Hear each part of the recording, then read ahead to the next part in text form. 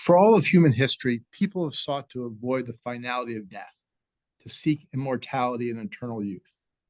For most, that has been the domain of religion, but others have sought immortality here on earth. Variations on the fountain of youth have been found in many cultures, and for example, the first emperor of China, Qin Shi Huang, famously spent the last year of his life in the fruitless pursuit of a mystical elixir of life.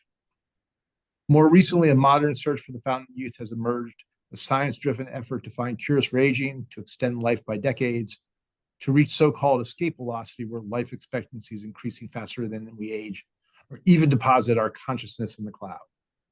This new anti-aging gold rush has attracted billions of dollars of investment, mostly from tech millionaires and billionaires, has also drawn substantial attention from a fascinated public. The quest for youth and longer life begs the question, why we do in the first place, if not from why we die in the first place, not from predators, disease, many other causes of death that are pretty easy to understand, if not stop. That's an astonishingly complex question. That astonishingly complex question, plus the ethical and social implications of longer life, is the subject of a new book, Why We Die, The New Science of Aging and the Quest for Immortality, by Venki Ramakrishnan.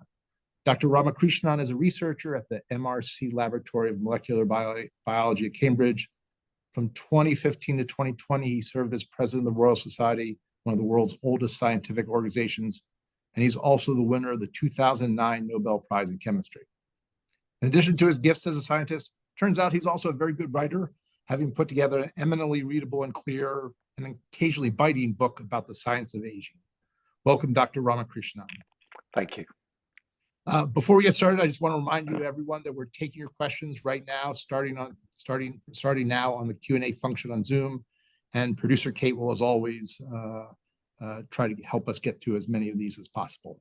So let me start off with a question of why this book? You could have written any other book. You could have not written a book. What brought you to this topic, and why did you feel compelled to write a book? Several reasons. One is, of course, it's one of the big existential questions. I'd written a book which was about the race for the ribosome. That was a very personal book. It was a memoir of a scientific race. But then aging and death are big existential questions. And as you pointed out, for most of our existence as a species, there was not much we could do about it. And it's only in the last 50 years or so that biology, a lot of it is molecular biology, has made tremendous strides in understanding the various causes of aging, and for the first time given us some feeling that there might be something we could do about it. At the same time, there's a lot of money in anti-aging research. Some of it is driven by societies, by governments, by charities, the Howard Hughes Institute or the Wellcome Trust in Britain. And this is because societies in developed countries are all aging, by which I mean the population distribution is skewing towards older ages. And this, of course, is because people are living longer, but also having fewer children. And so that's creating a larger and larger cohort of people over 60. And this, of course, leads to an imperative that we need to do something to ensure that this aging population stays healthy for as long as possible, preferably independent and preferably productive. And that's good for them, and it's also good for the rest of society. So there's a lot of money going into aging for that reason. You pointed out tech billionaires. I suspect some of them are more interested in the fact that they like their lives a lot and they don't want the party to end. And so they're interested in perhaps postponing the inevitable. They're also plowing lots of money into anti-aging research. And coupled with all this is an enormous amount of hype in the field. And I work in an area of protein synthesis and its regulation, which is very, very close. It's a central component of aging. This protein, the control of protein synthesis goes wrong as we age, and it's one of the major causes of aging. So although I don't work on aging per se, I'm very close to the field. And I thought somebody like me who's not actually in the field itself, but very related to it, and who doesn't have any skin in the game. I don't have any companies. I'm not selling advice or supplements. I am selling the book though. But other than that, I have no skin in the game. And I thought I would take a hard look at what's going on and give sort of my take, an objective take on what I think is reasonable, what I think is hype, what's promising, and what's probably not. So Venki, can I echo Ken's compliments on the book? I think you did a really terrific job of sort of Thank you. weaving in the biological science and the societal implications, and in a way where I, as a non-hard scientist, really could understand. So thank you for that. I Thank wanted you. to sort of jump on the comment about the tech bros and investing in life extension. You mentioned Brian Johnson, who is experimenting with several ways to slow aging, including the blood plasma transfer, which I think the co-founder of our center, Tom Rando, had a little bit of something to do with. Oh, But he was a pioneer in that field. yes, he And you know, his statements have always been so measured and sensible. But of course, that doesn't prevent the public and the market from, jumping on it. Thank And you to the TV show Silicon Valley that yeah. showcased an episode of this. But can you talk a little bit more about the scientific basis for these various things that people are trying? Like, what is legit and what is still exploratory and what is Well, I would say a lot of them are still exploratory in the sense there are some fundamental science findings, usually based on animal models, often mice, but not always. And then going from there to treatment in humans is not going to happen overnight. And before we get into the weeds, I wanted to point out a difference between a treatment for a serious disease and a treatment for aging. So if you have a serious disease, say you're going to die of cancer in 6 months if you don't treat you, then you're going to be willing to take quite nasty treatment, whether it's nasty cytotoxic chemicals in chemotherapy or whether it's radiation therapy, which has its own problems. You're going to tolerate that because the alternative is that you're going to die. Okay, and similarly, if you're diabetic, then you might put up with some of the side effects of the treatment because being a diabetic and leaving it untreated is really much worse. So the equation is very different from saying, okay, if I take this thing, maybe 30 years from now, I'll live 10 years longer. I live another healthy 10 years. The time scale and the rewards and the consequences are very different.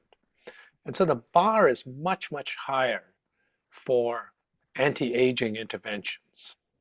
That's one thing I really would like to point out. Now, you mentioned there are a number of things out there. Instead of going through all the things which I think are not promising, I thought I would talk about a few promising things. So you mentioned Rando and his blood transfusion. That's actually the original blood transfusions were done many decades earlier, but he was one of the first to revive that field and really show that it actually worked. And then subsequent work showed that not only did older animals benefit from transfusion of young blood, but young animals actually suffered from transfusion of old blood, perhaps even more so. And this means that there are factors that are different in young and old blood. And in the young blood, some of those factors might confer benefits, and definitely in old blood, some of those factors are detrimental. Now, blood has dozens, if not hundreds, of factors. And so there's a long research community, a long program out there by a large research community to, first of all, identify what are the factors that are different. Now, not all those factors are going to be relevant. And some of the factors will be relevant to the situation. of conferring benefits or causing harm. And then they have to figure out how they work. And then they have to ask, what can we do about it? How can we use these factors? Can we turn them on if they're beneficial, turn them off if they're harmful, etc.? So this is a big, complicated area of study, and it's very promising. There are people who are identifying factors and trying to figure out what they do, etc. But to go from there to saying, okay, we're going to now, suddenly rejuvenate ourselves with young blood, I don't think it's quite there yet. And in fact, Brian Johnson, whom you mentioned, I believe that he did try an all in the family kind of blood transfusion with his son and his dad. But I think in the end, he stopped because he was also measuring his aging. He's a data freak, as befits a computer science guy. And so he didn't find that the blood transfusions were affecting his markers. And at some point, I think he stopped them, although he said the principle is still sound, which I agree. The principle is sound, but more work needs to be done. So that's one area. Another very popular area is caloric restriction. And caloric restriction, it turns out, has been shown in a wide range of species, from flies and worms to mice, to cause animals to live more healthily and also live somewhat longer with age. And people have now identified some of the underlying biochemical pathways that are affected by caloric restriction. And caloric restriction is quite hard in practice to follow. For example, these animals, it means you're getting just the bare number of calories in order to live, but without starving, without losing weight, and so on.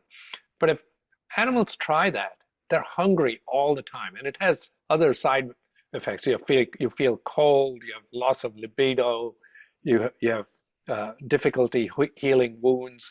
So it's not exactly, I mean, some people swear by it, but I wouldn't say for most of us it would be a picnic. So I think, people want the effects of caloric restriction while still, since I'm in Maine, digging into that blueberry pie and ice cream.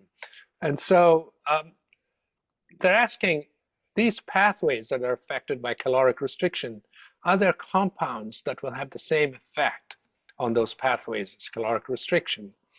And one of these is rapamycin, which affects the TOR pathway. Now, I understand in California, rapamycin is very popular.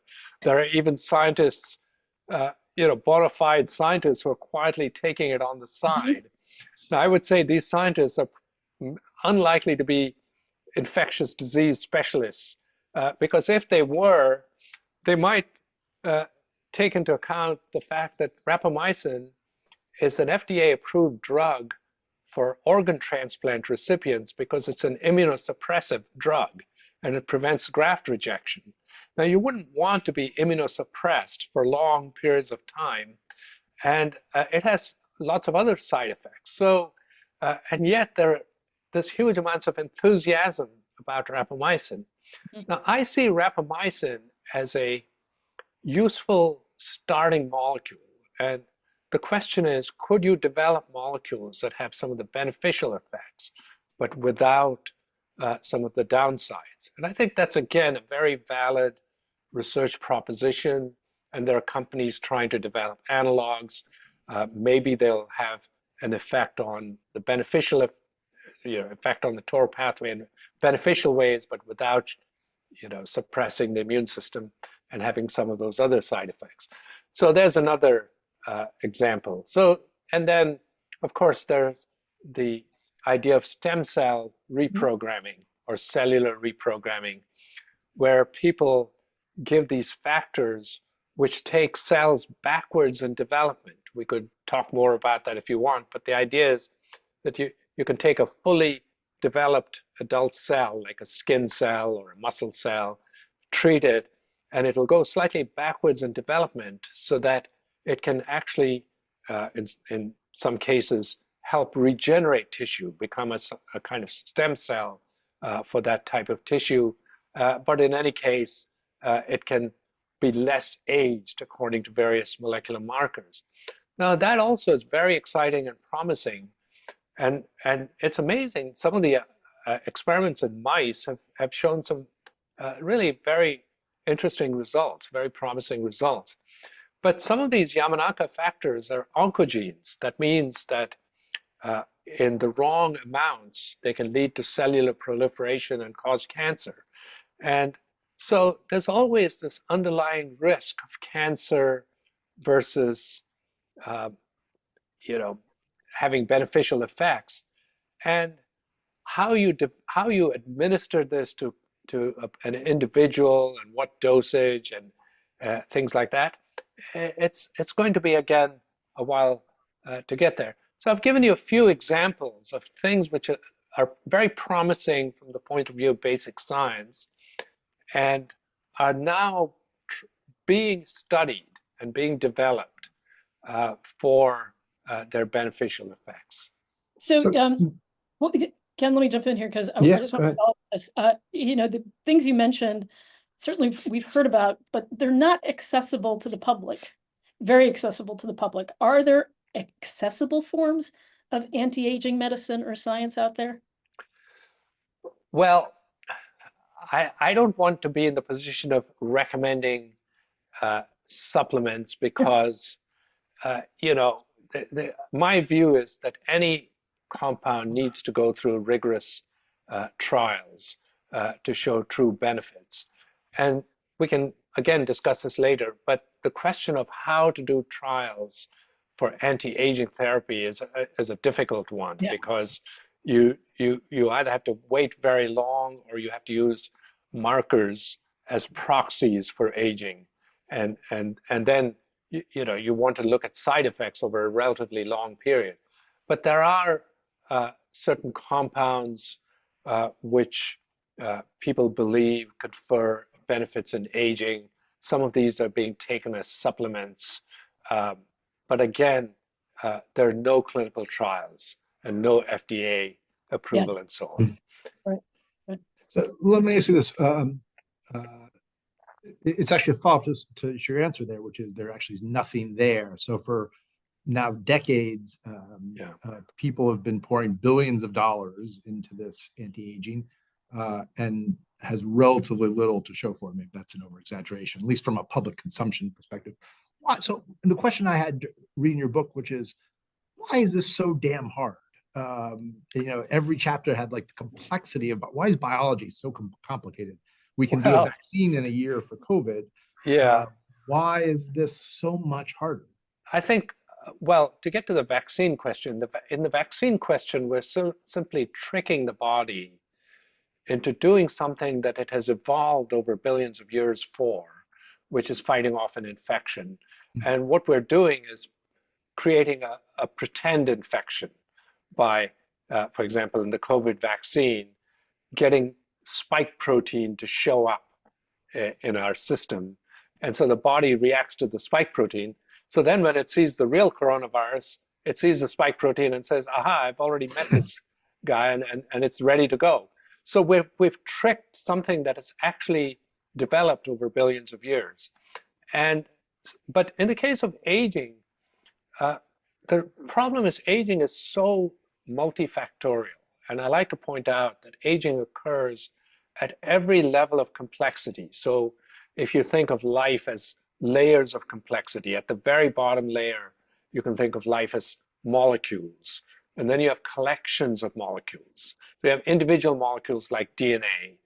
You know, that DNA damage is a cause of aging, or DNA chromosome shortening is a cause of aging, or modification of DNA is a cause of aging, or at least correlated with aging. But then, you know, you have collections of proteins, these proteins that make a cell work, and they have to work together. The proteins have to be in the right amounts at the right time and in the right cell. And all of that has to work. And then when that works, the cellular organelles in the cell, like the mitochondria and lysosomes, they have to work. And then the cells themselves have to work, and they have to talk to each other. And the immune system cells have to do their own thing. So you can see that every level of complexity is involved in aging. And the problem is that these different levels are not separate. They all talk to each other. So things that happen at a cellular level influences what molecules it produces. And that in turn influences how the cell responds. So you can think of it as an intricate web. I don't, people often make analogies like life is like a machine or a cell is like a machine. Think of cell more like a society or a city where it has to, there are all kinds of things. There's a government, but there's also the sanitation system, there's the traffic system. Everything has to work together. So if you wander around a city, you're from Washington, D.C., and uh, you have the Washington Metro, and you have the mail service, and you have the police to keep order. You have all this stuff, and if any of it breaks down, pretty soon start having chaos. So I think that's in a nutshell why it's a complex problem. I thought that was a great comparison, and I was just looking at the book and I'd sort of circled that whole, it's like a city. So should we be thinking about aging as a disease that can be cured, or is that the wrong way to think about it? Well, there are multiple views on that. I would say the more enthusiastic of the anti-aging crowd, including some of your tech bro neighbors, Martha, would think of aging as a disease. And first of all, they say, why should we age? There are species that live hundreds of years. Why should we settle for what we have? The other more interesting point that they bring up is that if you look at many of the diseases that kill us in old age, typically the four big ones are cancer, heart disease, stroke, and dementia. And if you look at all of those, they're all correlated with aging. So the risk of any one of those diseases goes up dramatically as we age. And so people would say, well, maybe we shouldn't be looking at these diseases separately. We should think of each of them as, in a way, a consequence of aging. And aging is the underlying disease that can manifest itself in many ways. And there's also a practical reason, I suspect, why they want aging to be considered a disease. Because if it's considered a disease, they can then do clinical trials. They can get the FDA to approve clinical trials and so on. So far, that hasn't happened. I mean, there are one or two exceptions. For example, there's a trial for metformin, the clinical trial for metformin.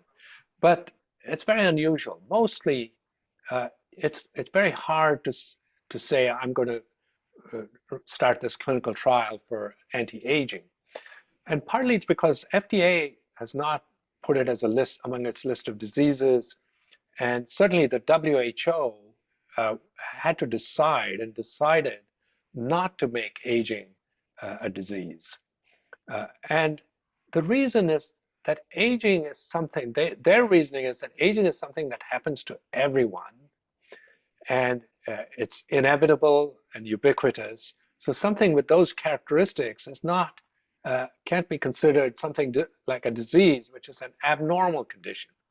So not everybody has to have cancer, but everybody has to get old and die. Okay, so there's a difference. And the other difference is with almost every disease, there's a diagnostic criterion which says, okay, we apply this set of diagnostics and we will tell you, do you have this disease or not? Have you had a stroke or not? Do you have cancer or not? Do you have diabetes or not? But with aging, where's the boundary which says, oh, now you're aged and now you're not? It's not. There's no such thing. It's a continuum. So I think for all those reasons, I come on the side that aging is not a disease. It's a process. It happens to all of us. And if you want to slow it down or be healthier when you age, then there should be other ways of testing and dealing with it. Mm-hmm. So on that point about testing, you mentioned biomarkers. Yeah. You mentioned biomarkers and Brian Johnson. Is that a legitimate way that people are testing? And Oh, I think biomarkers are incredibly useful, but they're also being misused. So some of some of the more one of the more interesting findings, and one of the leaders in this field is a scientist named Horvath, who's from Southern California. I believe he now works for Altos Labs, but I used to be at UCLA. He and several others found that when, as you age, DNA acquires chemical tags called methyl groups. And what these methyl groups do is alter the program of gene expression. So they change which genes are being expressed and which ones are not. Because often, if you get these islands of methylation, it shuts down the genes in its vicinity. So, and they showed that this biomarker is a better correlation of mortality than somebody's chronological age. So in a way, it was measuring more what you would call a biological age. And so it's a very useful research tool. For example, you could use an intervention and you could ask, is it slowing down the rate at which this person is accumulating markers compared to previously? So that's one marker. However, that's only one particular marker. There are other markers, for example, enzymes in your blood. Lots of factors in your blood. We talked about old and young blood. Those change with age, and so you can do blood tests, which will also give you an idea. Another is that as we age, in the course of normal biology, many proteins require carbohydrates attached to them, like sugar and multiples of sugar molecules, so carbohydrate groups attached to them, and without that they won't function. But as we age, the body starts adding these carbohydrate groups in an erratic way, and often this results in misfunctional proteins. It results in autoimmune responses, and the immune system itself stops working as well. And so you could look at the level of glycation or this modification of proteins also as a sign of age. Now, where I am a little skeptical is that people will charge you $500 for a test and tell you, oh, your biological age is this. Well, it could be that you happen to have one set of markers that were going faster than usual, but in many other ways, you're perfectly fine. And so on an individual level, what they're doing is they're taking something that's useful at a population level and as a tool to look at interventions, using that instead to put a number on a single person. And the other is that even these things like blood markers and methylation, people have found that our organs don't age at the same rate.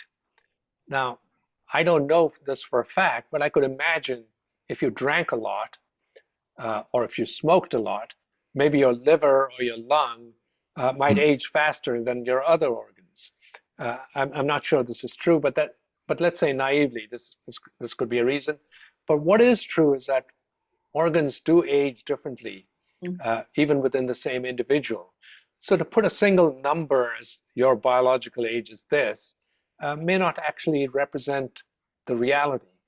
So I would say biological markers are very useful. And what I think the aging community needs to do is come together, all these people with different markers, and agree on a set of markers that everybody can agree that if this panel of markers is measured and does this, that, or the other, then this is what we can conclude.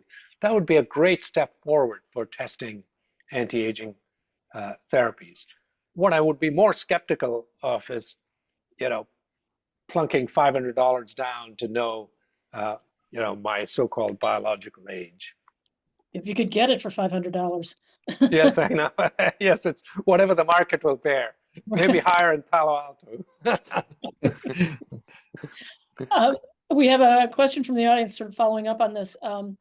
someone's asking, can calcium scoring be discussed relative to aging? I don't know. To be honest, I didn't come across it while writing the book, but let me be completely fair. I point out in the introduction that in the last 10 years, there were 300,000 papers published on longevity and aging. And so I could, what I did was actually talk to some of the people in the field who are experts and use my conversations with them as a guide on what to look for and try to pick up the major trends. So I must confess I don't know, and that doesn't mean there isn't anything to it.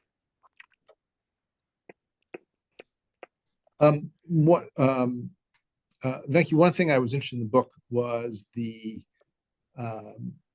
use of the studying of animals that are longer lived than us, or it's animals that regenerate, like the jellyfish or the tortoise. They don't regenerate, but they live considerably longer than us and seem perfectly happy. What do you take away from those studies of longer lived species, and what could they mean for us? Okay, so I think the immortal jellyfish and the hydra are two examples of animals which apparently show no increase in mortality with aging. That is, they don't show no signs of biological aging. This isn't, excuse me, this isn't quite true. It just means that their aging is very, very slow on the usual time scale. And it means in the wild, they often get eaten or die of other things, starvation or predation, before they die of old age or before they show signs of old age. People used to think, for example, that the naked mole rat was biologically immortal, or the Galapagos tortoise was essentially didn't show signs of aging. But it's not true. It turns out that if you look at a very old naked mole rat, it has the same problems. It has, problems with musculature, with skin, with its fur, with its eyesight. Everything's going just as it is in humans. And it's the same with tortoises. And so I think it's just that they have their aging simply is slower than ours. The hydra and jellyfish are slightly different because they can regenerate. So they have this profusion of stem cells. We talked about stem cells being able to regenerate tissue. They have a profusion of stem cells. So in one sense, they're a little bit like trees or plants. Plants can regenerate. You cut off a branch of a tree, it can grow into an entirely new tree. Or it can grow a new limb. Starfish can have some capability. If you cut off the limb of a starfish, it can regenerate that limb. Mammals cannot.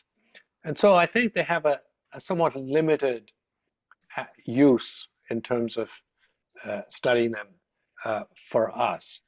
Now, other animals like the naked mole rat or other vertebrates which age more slowly, I'm not sure that they have something that's fundamentally different. We know that, for example, they may have better repair mechanisms, but very often it's simply the fact that their metabolism is slower. So the naked mole rat and the Galapagos tortoise both have very, very slow metabolism. And there's a rough correlation between inverse relationship between metabolism and size and longevity. So the slower your metabolism, on average, the longer you're likely to live. And so it simply could be a function of that. And there's also, so you could ask, how did this evolve? Well, it's because evolution doesn't care about how long you live. Evolution is selecting for propagation of genes, for the survival of genes. And so if you're a small animal like a rat or a mouse, it doesn't pay for evolution to spend a lot, evolve a body which does a lot of maintenance and repair and prevent aging, if you're going to die of predation or starvation long before you even reach old age. And so those animals have instead evolved to grow very fast and mature quickly and produce lots of offspring. And so that's the whereas if you're bigger, then you're more likely to survive predation, and there pays to live longer because you can produce offspring over a longer period. And there's an interesting twist to this, and that is if you take animals like bats, which are the same size, same mass as mice, you know, some of the bats are even smaller than a mouse, they live 10 times longer, maybe 20 times longer in the case of one particular bat. And that's because bats can fly around, and so they can escape predation more easily. And they can also forage over a much wider area. So they're much less likely to die of starvation. So you can see how evolution always selects a balance. But I think the fundamental mechanisms of aging are going to be very similar, at least among vertebrates. So, it's often talked about, Jean Calment is often pointed out to be the longest living human being. Is there a reason to think that there's a biological limit to our life expectancy? I think the the demographic data do show that nobody has lived over 120 except one person on record. And she died 30 years ago. Since then, the number of centenarians actually has grown. And this is because due to health advances, more people are living into their 80s. And some fraction of those are surviving into 100 or so. But what Tom Perls, the physician scientist in Boston who studies centenarians, wrote to me was that he doesn't see a big increase in the number of supercentenarians, or people who live over 105 or especially 110. And so he thinks that beyond 105 or 110, it's really down to luck of the genes, and also luck of your life history. You've avoided cancer somehow, and you've avoided dying of infection or various or accidents or other things. And so you've avoided various diseases, and you've had the kind of genes that allow you to survive. And so there may be a natural limit. We talked about species all having lifespan. So our lifespan, natural lifespan, may be around 110, typically maybe 120 for a few outliers. And whether we can overcome that, though, is not clear. But what it would take would be fundamental breakthroughs in aging itself, in the process of aging itself. It's not going to happen by curing various diseases, because these people have already escaped most of those diseases, and yet they die at that age. So I'm just curious, if they have no disease, why do people die? I mean, this is your title of your book. Why do we die if we don't have disease? Yeah, so there are theories. I think some of them is that people like to call it a very general term like frailty, but effectively you're losing muscle mass, you're losing the ability to regenerate tissue, and at some point the body just gives up and you die. I would imagine, for example, an obvious case would be you die of heart failure if your heart muscles get fatigued and die and age and then stop working optimally. But there are similar reasons, which apply to other systems.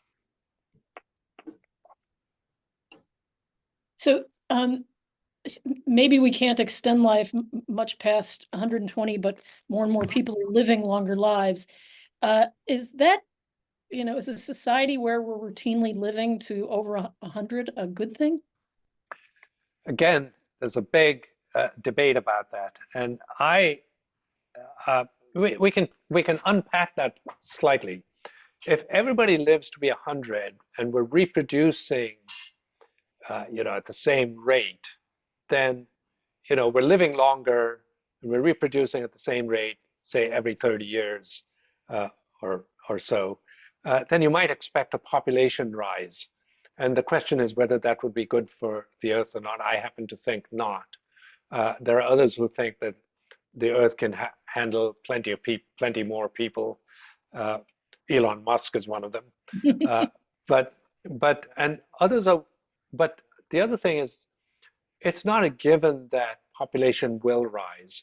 But the alternative to that would be to have very long spacing between generations, because people are living very, very long periods.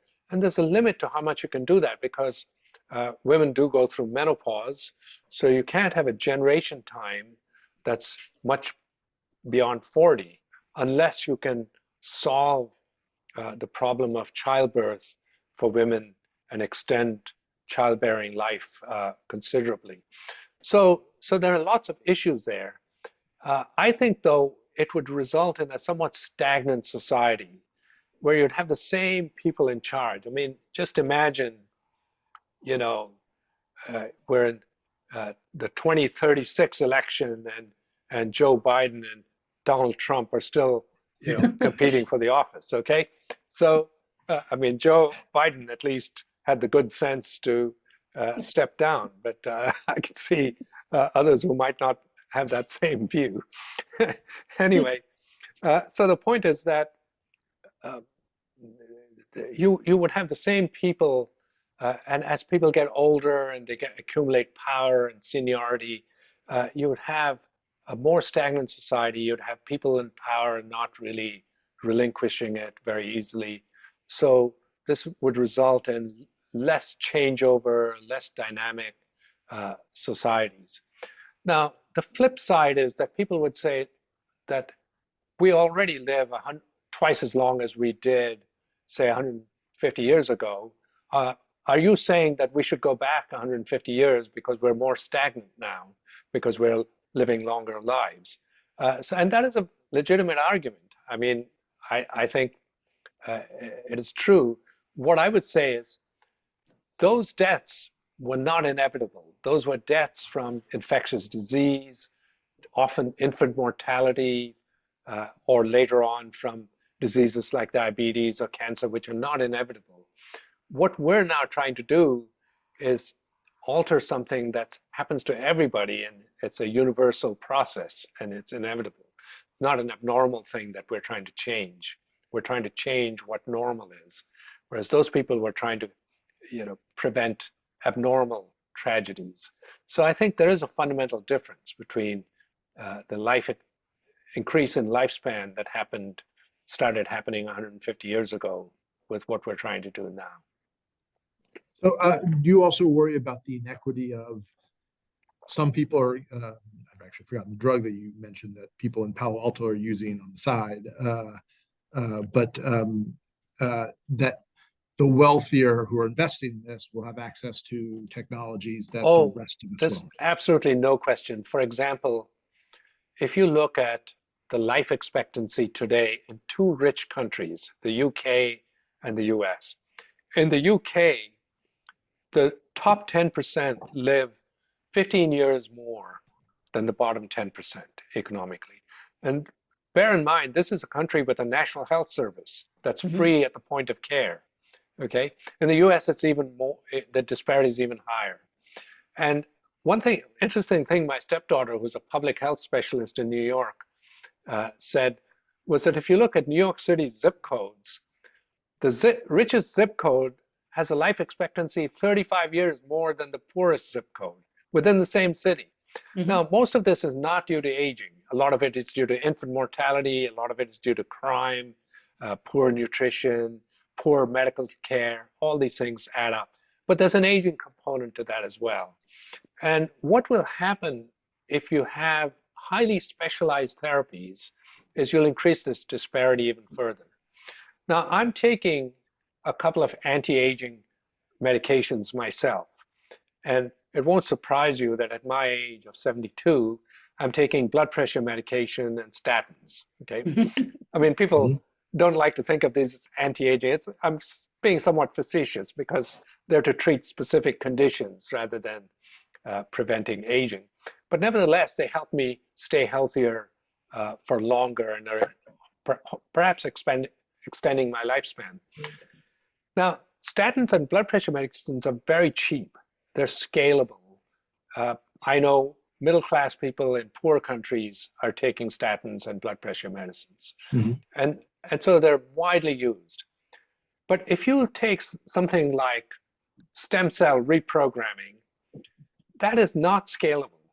That is, requires very special medical treatment and monitoring and care. And so unless that kind of treatment can somehow be changed to a pill that you take or possibly an injection that you take very infrequently and bring the cost down, you are going to have this sort of disparity. Yeah. Although presumably people argue that you got to start somewhere. That you have to start somewhere. Yeah. And people would argue that almost every therapy, even statins, originally were the domain of rich countries. And before insurance would supply them, people would, the first people who used them were probably wealthy. And then it filters down to the rest of the population and then to poorer countries. So there is this historical sort of expansion of treatment. The question is whether that can really be scalable. So I'll give you an example. So organ transplant. Organ transplant is very old, and in rich countries, it's now routine. In poor countries, it's not routine. And if you're poor and without insurance, your chances of qualifying for an organ transplant are not high. So I think there's a case where it doesn't matter how long it's been, but it's still going to show that gradient between rich and poor. I was at a conference not too long ago where there was a panel of venture capitalists, both technical investors and also healthcare, and they were challenged with this very same question. And they all said, yes, innovation tends to start at the top and then scale, though a couple of them said the fact is things are changing so rapidly that we're not going to be able to scale it fast enough to have these, Yeah, and as I pointed out, some things simply don't scale as easily. If it requires sophisticated treatment and intervention, that is not a scalable solution. Right. So it's not that everything scales. The problem is many of them come from the software industry, and software is one of the things that scales very easily and very rapidly. And they have that time scale and that scenario. That's what they're accustomed to, and they're not thinking in terms of even if they know it rationally, they don't feel it because they come from a different culture, and that's part of the issue. So I do want to remind people we're getting towards the end of the hour. So if people have questions, please feel free to put them in the Q&A or in the chat. So, all right. So Venki, you've convinced me that in my lifetime of whatever's left, and you did send me to live to100.com, and I did fill that out. So I know exactly how much time I have left. I found that website quite interesting and informative as well, because it sort of tells you what you're doing right and what you could be doing that might improve your odds. I thought it was an interesting website. It makes me want to cheat on the test and ruin my score, which I don't think helps me in the long run, but made me feel good. But I'm pretty sure after reading your book that there's nothing that's going to allow me to reach escape velocity in the time I have left. Yeah. So perhaps I should freeze myself. Join Ted Williams. What's your thoughts on that? I think it's, frankly, there's simply no evidence that the current methods of freezing are ever going to be useful to bring you back. And I'll tell you a couple of problems with that. One is cryopreservation, which is freezing of biological samples, is a very established area of research and has made lots of progress. And so that's the reason why scientists can routinely freeze cells. We can even freeze embryo and larvae of worms. We can freeze lots of things. And we've figured out how to thaw them so that they viable. The viability is not always 100%, by the way, and that's something to keep in mind. But nobody has frozen even as small an animal as a mouse, okay? So when these people can demonstrate that you can freeze a mouse and bring it back to life, then I'll start listening to them, okay? Until then, what you're going to have is some sort of mush when you thaw somebody out, because you're causing all sorts of damage. What they're doing is they're injecting some sort of fluid like an antifreeze to prevent what they consider tissue damage. But don't forget, this antifreeze also kills you in lots of ways, and changes your body chemistry in lots of ways. There is not a shred of evidence that they could reverse that and bring the person back alive. And the idea that you can just take your head, I mean, the extreme people think, oh, why bother with the body? We're going to be transhumanists and somehow dump our brain into something. Now, just to give you the logical fallacy in this, supposing you have a brain and you can dump it into something. Well, you could dump it into two things. You could copy it twice. Well, which one of them is the real you? You get into all sorts of silly paradoxes. And there's no evidence at all that that can be done. And the body starts changing in alarming ways. The chemistry of the body starts changing in alarming ways from the moment it dies. And so that's why, for example, for organ transplant recipients, you've got to get the organs really fast. Otherwise, it's almost useless. And the idea that, you die and somehow you're going to be, frozen just in time and with all your tissues. I'm sorry, this is pure science fiction at the moment. Yeah. And I've noticed that these cryonics people are very careful. They don't actually say that they're going to bring you back alive. They simply give you a contract saying, we will do the following treatment and store you in liquid nitrogen.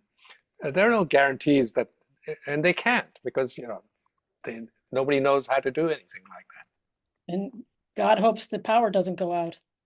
Exactly. I pointed out a funny thing in my book. I said, you have to worry more about the longevity of these companies. I mean, think about America. America is only 250 years old. That's a whole country. Okay. How many companies have lasted 250 years? We do have a couple of questions in the chat. I think one that's interesting is Maggie Dixon says, how can we relate quality of life and accept the limitations of aging at the same time? I think there are a number of practical things we can do which improve the quality of our lives as we age. And I point out that some of the interventions, especially taken together, are better than almost anything out there on the market. And the trio that I like is the trio of diet, exercise, and sleep. Now, sleep is, I should point out, is greatly underrated, especially by New Yorkers and possibly other Americans. But it's during sleep, all species sleep actually, even simple organisms have a sleep cycle. And during sleep is when many of our, the damage that occurs during the day is repaired. And so it's really quite essential for our health. Diet is related to caloric restriction. The idea is, well, even if you don't want to go whole hog into caloric restriction, you certainly shouldn't overeat. You should eat moderately and healthily, and preferably not junk food. So that's the diet part, and then of course exercise does many. We talked about regeneration. Many of our regenerative capacities, our ability to turn over bad compounds, these are all stimulated by exercise. Exercise has huge numbers of benefits in many different pathways. And they all help each other. For example, if you exercise, you're more likely to sleep. If you're sleep well, you're less likely to binge eat, and you're more likely to exercise as well. So they feed on each other. And they also feed on peripheral things. For example, avoiding stress is a typical thing. Another thing which I'm not sure is correlated or has a cause is that people say that if you're more social, you're likely to be more healthy as you age. So there are a number of things we can do which are in our own control, which can allow us to live a happier and more productive life for longer. Someone has posted in the chat, sort of simple living and simple thinking go a long way in late age. I suspect there. I think so, yeah. And that trio of exercise, diet, and sleep is probably really key and will help you do all the other things as well. Martha, do you want to ask the last question? I think we're just about the top of the hour. Maybe we have time for one more question if you have it. Yeah, well, maybe this is too big and too too broad to be the last question, but so what is death from a biological standpoint? I think death is the inability it's our inability to function as a whole individual. I should point out that cells in us are dying all the time in the millions. We don't even notice it. In fact, many of those things are almost required, actually required for life, that cells have to die and be replaced. Now, when we die, most of the cells in our body are still alive, and that's why we can give our organs as donations to organ transplant recipients. So what is it that we mean when we say we die? It means we can't function as a coherent individual. Parts of us, individual cells may be alive, but we are no longer alive as an individual, as a conscious individual. And I think it's that loss of consciousness and existence is what we fear. If we didn't have that consciousness, we wouldn't fear death. It's very unlikely that plants fear death. Well, plants aren't even probably aware of death, but even other animals that may be aware of death, maybe they don't fear it in the same way we do because of that awareness of mortality. Okay. All right. Well, thank you. Thank you, Venki, for this wonderful conversation and interesting and a wonderful book, which I will remind people once again.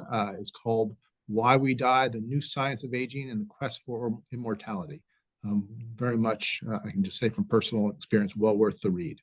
And just as a reminder for everyone, you can sign up now for our next book club event, which will be on September 10th at 3 p.m. Eastern, when Martha and I will talk with Kasley Killam, the author of The Art and Science Connection, which we just mentioned in passing, why social health is the missing key to living longer, healthier, and happier.